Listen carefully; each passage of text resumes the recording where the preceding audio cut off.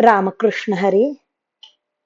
श्री तुकाराम महाराज गाथा भाष्य अभंग 483. बरगासाठी खादले शेण, मिळता अन्न नसंडी. फजित तो केला लाहे, ताडण साहे गौरव. ओढाळाची ओंगळ ओढी, उगी खोडी नवजाय. तुका फजित करी बुचा, विसरे कुचा खोडी तेणे. दुष्काळ पडला होता म्हणून एकाने शेण खाल्ले. पुढे दुष्काळ संपला, अन्न मिळू लागले, तरी पण शेण खाण्याचे सोडीच ना. त्याला लोकांनी वाटेल तसे बोलून फजित केले.